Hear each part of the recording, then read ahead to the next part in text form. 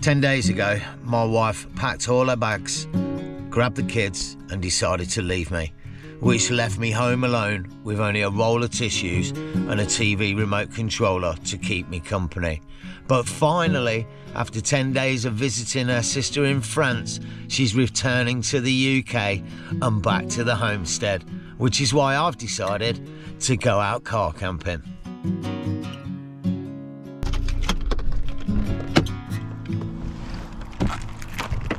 You see, if I'm honest, there's a bit of an issue going on. Because I've been home alone for the past 10 days, the house is in an absolute 2 and 8. There's mess everywhere. And I have tried to make an effort and tidy it up. I've taken all the dirty pots that I've used over the past 10 days and piled them neatly up next to the sink in the kitchen. And I've even brought the Hoover down from upstairs and laid it out onto the living room floor, ready for when she gets back. You see, the thing is, I don't really want to get in the way of organising it the way she likes it to be. And also what I'm thinking is, there might be a bit of an eruption of a volcano tonight, and it might be the best policy to just sort of get away for a few days and let that volcano settle down and cool down, so I can then come back into the house without burning my feet on molten lava. Oh, and on top of that, in the last episode, I mentioned I thought one of the cats had shit somewhere in the house. I still haven't found it. So there's just another thing on top of it, which means it really is going to be the best decision for us to get out for a few days and get away. Which is why I've been scouring the maps and come up with a number of awesome looking spots that we can stay at over the next few episodes, and a number of little places that we can explore, starting with tonight. I've found what looks like an amazing little spot on the western flank of the Peak District, right down overlooking some huge lake. It could be absolute picturesque, and it's midweek, so it could be pretty peaceful as well. It is, however, a 2-hour drive from where I am. So I'm going to get on the road and I'll meet you a little bit closer to the spot.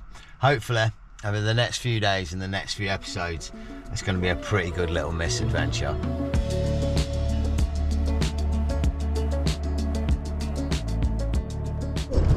Wow. Well, it's been an interesting and pretty good 1.5 to 2-hour drive. And now I don't know where the heck I'm going. We're on this little single track lane up in the Goit Valley somewhere. Oh my days. Hopefully this is bringing us down to where we need to be, down near the lake. The sky the whole drive up has been absolutely beautiful, but now we're arriving, it looks like a storm's brewing. Oh, could be interesting. Oh, well, I take it back. The sky and the scenery are looking pretty spanking. Game on then. Apparently we're 2 minutes away. I've got to tell you, it looks busy. I don't know. It's 8 o'clock on a Thursday night. I'd expected this area to be very quiet. I don't think we're going to get the spot I want. I really don't. Hold tight. We're 300 yards on the right. Oh, this is, I don't know. I think it's this here. Hey? Oh, yep. Pretty sure this is it. Like, right here. Oh, really? Oh, man. This is not what I was expecting. Oh, damn it. It looked like Park for Night lied to us again. They took the photo from, well, basically up there looking down. And from there, you've got a view of the lake. But from here, you haven't.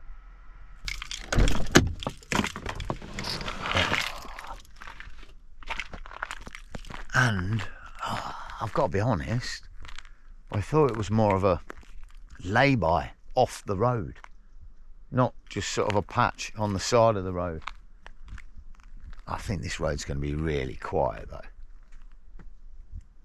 I'm not too sure. I need to check the map and see what towns are around here. I'm not sure if Macclesfield's quite close by or not. It is a lovely area though. I'll tell you what, there's not much water in that lake though. The pictures on Park for Night had a lot more water as well. woods behind us. Bit of grass verge, some nature tweeting away I can hear. And almost a view of a lake. We have got that in the backdrop, so we haven't done too bad. And it is an area that I've never stayed in before. I'm pretty sure I've been around parts of it, but never specifically this part, which is nice.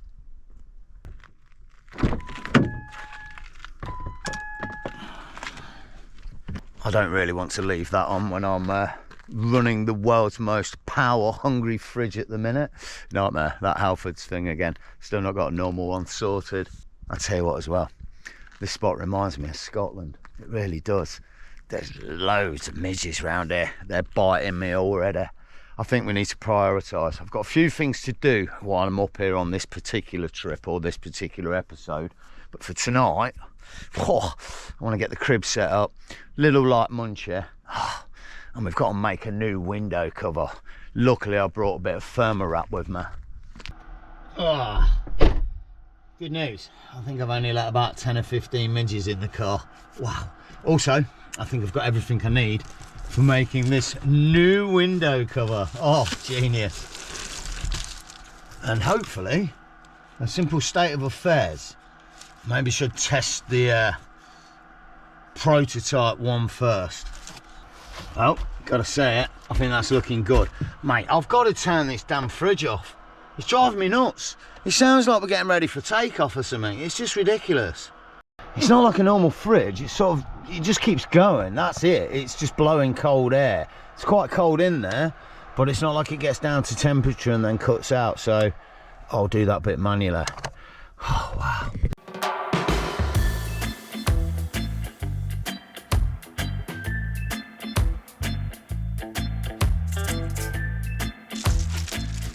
Well, first attempt then, and let's see how close we got.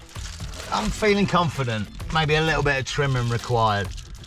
Yeah, it looks like it's filled the gaps. I probably should have left a little bit more there, but it doesn't look too bad. Oh, what? You know what? When I was a kid, my mum and dad, they both said I would amount to nothing.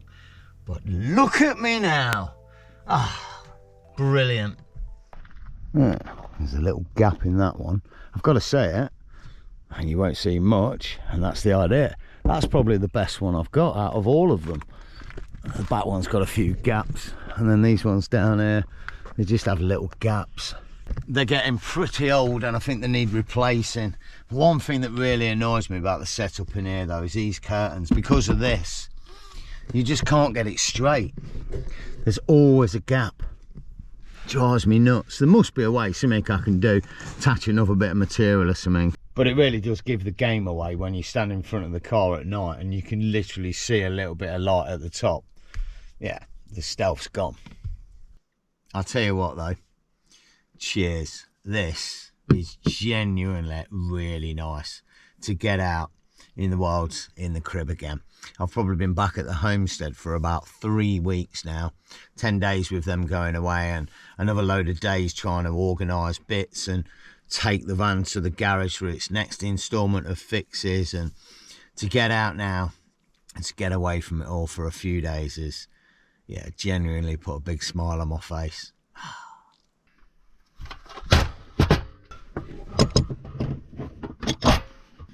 Right, I want to cook something, but I'm not going to cook much. I've had a full meal today already just before I left, but I am a little bit peckish. And I bought these when I went shopping earlier, and I just know how good they are. It's mac and cheese, but it's not like a dry one. They're moist and sort of fresh, so all you have to do is heat them up like normal, but they're just so much better than normal. The thing is though, I don't want to cook them in this frying pan, saucepan, because it's an absolute nightmare to clean. So I think I'm going to try and do it in the ridge munker. And I know that sounds suicidal, but I think it might work. I figure all I've got to do is just make sure I keep it moving, because we're only heating it up.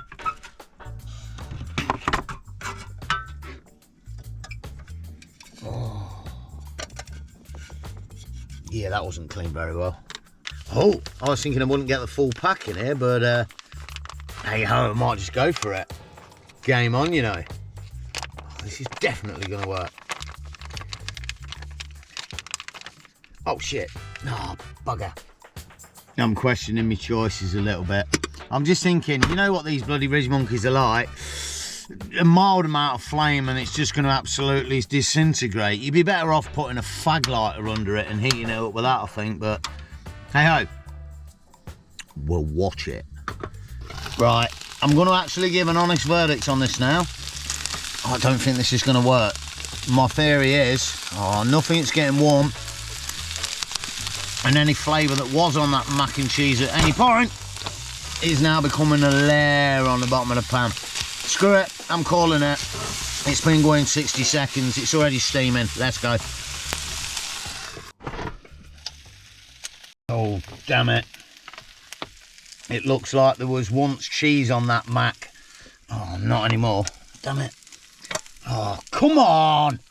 How am I getting that out? Right, going everywhere. This was a bad idea. I knew it was. Well, it might not look much, and it might not smell that much, but it's still got a bit of warmth to it, and it's still got a bit of flavour, I think. Quite an unusual flavour, but still, a flavour. Oof. Wow. That's strange.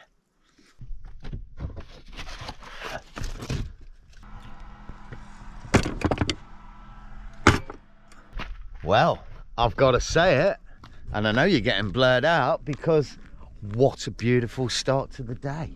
Suns are shining, blue skies are blazing, and I really hadn't expected it. I'd expected rain for the next 4 or 5 days, but feeling effervescent this morning. Oh yes. And I think because it's nice and early, we can actually get a move on and get a few things done today. I've been perusing the maps and there's a number of little spots that are worthy of taking a look at around this area. And then I may have laid mention to it last night with something that we need to do, a problem that I created that I need to fix. Right, this lake we're parked up next to, well, it's actually a reservoir. It's called the Irwood Reservoir.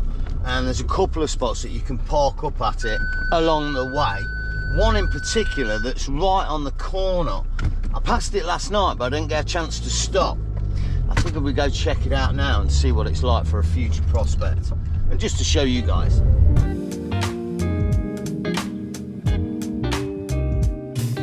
Oh, this is it on the corner right here. Apparently you can park up and just enjoy the view of the lake, or rather the reservoir. But I do feel the area's probably not in its best light at the minute.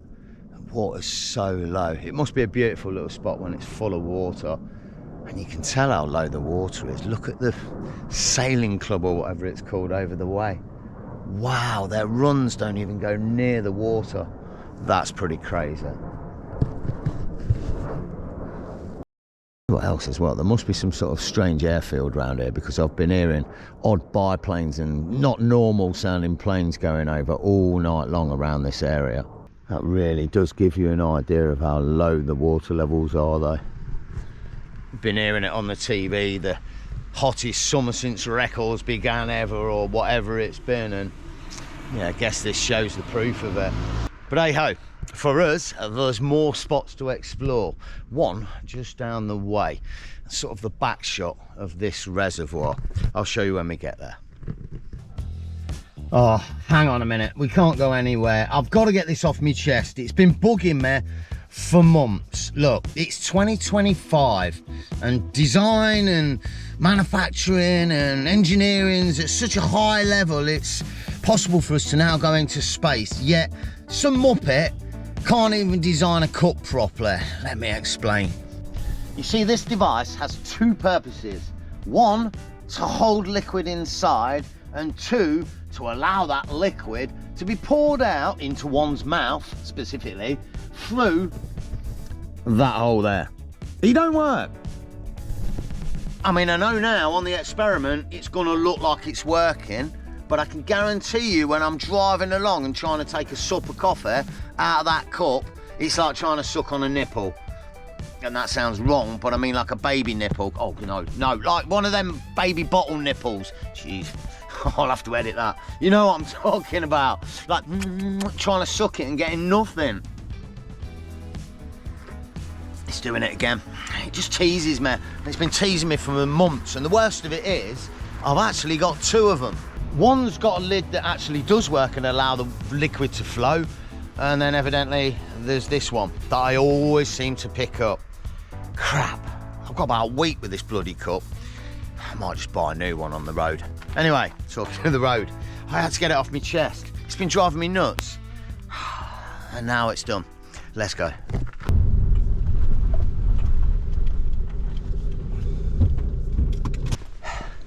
Wow, this is very nice. Out in the wild with boots on the ground. It is, however, a little bit painful. Oh, no, I can't do it. I'm like Zoolander, I can't look left. I pulled my neck and my shoulder out. Yes, have a laugh. I'm old and unfit. And I did it picking up a wild camping backpack. Yeah, I brought some wild camping stuff with me. Although I might not be using it if this neck don't sort itself out. But let's get down to the lake a minute, because I think it might be a good spot to have a proper waffle.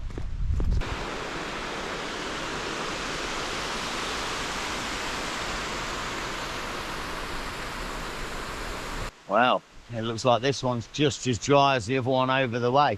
I think this is called the Family Reservoir. I'll put it on the screen. There is an official hike round here, about 3 miles on the All Trails app. Goes all the way around the reservoir.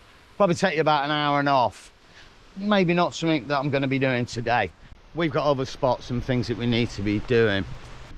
For now though, let's have a bit of a waffle, because I've been having a think, and fear not, I've already taken some paracetamol for the headache that it's caused. But on a serious level, this year has not been the best year for me, if I'm honest. You that follow the series will know things fell apart in Thailand that we were trying to plan. And then I came back and tried to piece it together with purchasing a van that also has sort of not gone the way we planned it. And because of all that, it's been a difficult year. I've had some good trips and we've had some fun, but it's not gone the way I've planned it. So rather than sort of get negative about it, I decided to hit it full on and just push forward with what I want to do. And bear with me here, because this could take a while, because there's a number of things that I'm going to go over, starting with this channel and the van. I'm supposed to be getting it back in a couple of weeks time. It's had the injectors fixed, which didn't fix the oil or diesel leaking over the back of the engine. So hopefully this time the guys at the garage are going to take their time, go through it and meticulously fix everything that needs doing with it. There's also a bit of a turbo issue, one of the gaskets or something, and there's also, I think, a drive shaft that needs fixing. A few bits, but hopefully in a few weeks time we're gonna get it back 100% ready to go. If not, then it's gonna have to go back again, and if not, then we need to start thinking and prioritizing what we're doing moving forward, because it's getting close to winter. And if you know, I always like to try and do a semi-big trip around winter time. My idea this winter is to get the Kia back on the road. It's been sat on my driveway for about 10-11 months now, since I left for Thailand, and I tried to get an MOT sorted on it when it got back, and it failed because it needs a new exhaust. So I can get that exhaust fixed, get the MOT done, maybe do a few little bits to it to tinker it up and get it back on the road. Where I'm going to take it over winter, along with the crib, I'm not entirely sure yet, and I don't want to say until everything's pieced into place perfectly. That is essentially my backup plan. If the van comes back and it's ready to go, then we'll start building that out. But in the background, I still would like to get the Kia on the road. I love the Kia. It's a brilliant, quirky little vehicle, and it still deserves a couple of really big trips. So maybe this winter could be the time for it. On top of that, concerning the channel, in the background, I've also started working on a few new pieces of merch, a t-shirt or two, and trying to get some beaners of some sort sorted for the winter season. So hold tight. Hopefully in the next couple of weeks to a month there might be a release or an announcement of some new merch for the channel, which I'm absolutely really psyched about. I'm far from being a decent designer, so to get some good designs together that I'm happy with to put out for you guys is quite a feat. But I feel like we've got exactly what we want. We've just got to get some testers made, and then hopefully if they're good, I can release them to you guys. On top of that, I've got a few other ideas and bits that I'm putting together, but they're in the early stages at the minute. So when they're a bit more involved, I'll let you know about those. But for now, I think we should make a move to this next little spot. Something that I found on the map around here that I honestly can't believe I've not seen before. So yeah, let's move away from the family reservoir and keep moving east a little bit.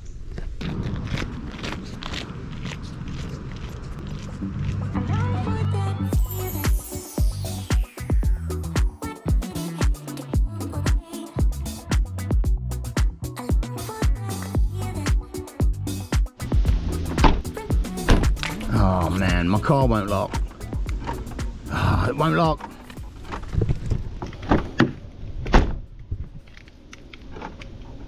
Now it locks. Oh, great. It's just started doing that a few days ago. I don't know what it is, but you know with cars, that's only going to get worse. Oh, it's going to be annoying. It seems to be something to do with the passenger door where I sit at night. Not quite shutting properly. I don't know. Let's keep moving for now. Oh, well, this is a nice start to the trail with all the cliffs and such. It feels a little bit Matlock Bathy. It's actually a 13-mile official trail that I'm doing here. And if you think I'm going to do all 13 miles, then you're very wrong. I'm probably going to do about 1. But it stretches, and I didn't realise, around what's called Chrome Hill, which is a hike that I've done an absolute age ago. And if you've never done it, I can highly recommend it. It's beautiful. It's got like a dragon's back and such, and views all around. I just didn't realise it was so close to this area. Well, I mean, it's not. It's like a 13-mile hike, but you know what I mean. Oh, well. I wasn't expecting this little find. I'd come up here to see that Folly Tower thing in the distance. And seems we might have got a bit more than we expected. Not only have we got that in the distance, but there's plaques and boards around to tell me that there used to be lime kilns around here at some point, and then this whole area was originally settled by Bronze Age people and used as a barrow, which is some sort of burial chamber, which I guess explains why there's all these lumps and such. Maybe that was something to do with them back in the day. There's loads over here as well. It looks like Teletubby World or something. It's a bit of a mad little area. I'm sure these stones are pretty significant as well. What a little find. What an area. I had no idea. I literally thought we were just going to see a folly, but oh no.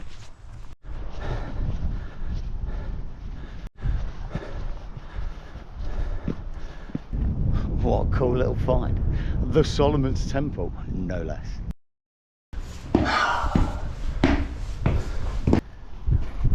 Apparently built in 1894 by some geezer called Solomon, no doubt. And it was. And restored again in 98. Pretty cool. 494 feet above sea level apparently. With a view down into, I don't know, I think it's Buxton.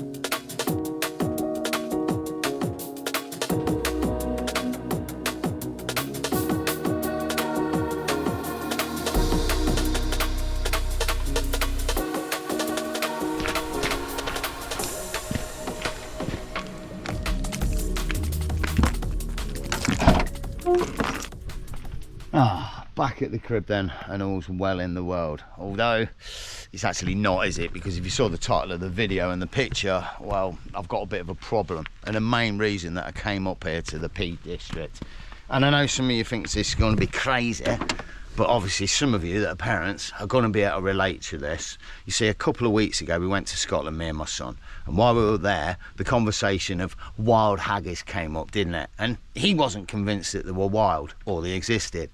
So I tried to convince him, and being a parent, I didn't just let it lie, did I? No, I pushed it until he was totally convinced. He's still not, but what I said is, not only do they reside in Scotland, but they also reside here in the Peak District. And when I said that, he told me to prove it. Now, I didn't want to back down, I didn't want to let it lie, and I need to prove it. So here we are now, with a cunning yet ridiculous plan. You see, I've got this. It's a haggis, and I've dressed it up to look like a wild haggis. But this is where the problem gets even deeper, because obviously I can't just hold that and tell him that's a wild haggis. That looks ridiculous, doesn't it? So what I'm thinking is, if I can get a member of the public to hold it at a little bit of a distance, and when I pan the camera in, pretend it's bit them and throw it into the bushes, well then that'll look more convincing. The only problem is, I've got to get a member of public to help me do it. Who's going to be daft enough to do this? This was a bad idea and really embarrassing. I should have told him he was right, but I didn't, because I'm a parent. And now we're here. And I was going to drive off to another busy spot, but it seems quite busy around here, so I think it might be worth trying a look. Let's go. This is ridiculous. So off I set up the trail to try and find a willing soul to assist me with my ridiculous idea. Firstly, I approached a family, hoping they'd give pity on me because they had children themselves. It wasn't the case, and they turned me away briskly. Next, I approached an old couple and disturbed them, resting on a bench. They quizzically asked about the wild haggis, laughed, and then sent me on my way. And at this point, I was convinced my plan was doomed to fail, until this happened. Alfie, I know you're not going to believe me, but look! Someone's just found one. Mate, a wild haggis. It bit you? Oh, mate, let me see. No way, it's bit him. Oh, my God. Oh, I don't know where it's gone, Alf. It went in the bush. Oh, what? We actually found a haggis. Oh, my goodness. I told you, Alfie, they're in the Peak District. Well, I've got to say it. Sometimes in life, you've just got to have a giggle and a laugh, and hopefully that's what that was, and you got a laugh out of it, because it was super embarrassing trying to ask people to do that, and I didn't think I was going to get anyone to do it, and I was going to have to perform some sort of AI video. So to get that guy to help us do it was brilliant, and what an absolute legend he was, and totally up for a laugh. He got it. Brilliant. Now all I've got to do is edit the video properly so I can convince Alfie. For now, as I'm back at the crib and about to get the kettle on, pack up and make my move to the next destination, I think this is going to be the best point to end this episode. I really hope you enjoyed it, getting up here to the Peak District and having a bit of a giggle. If you did, all the good stuff, hit the like button, subscribe to keep up with the series, and definitely hit me in the comments. And whatever you're getting up to, take care of yourselves, take it easy, enjoy the camp, and stay stealthy. All right.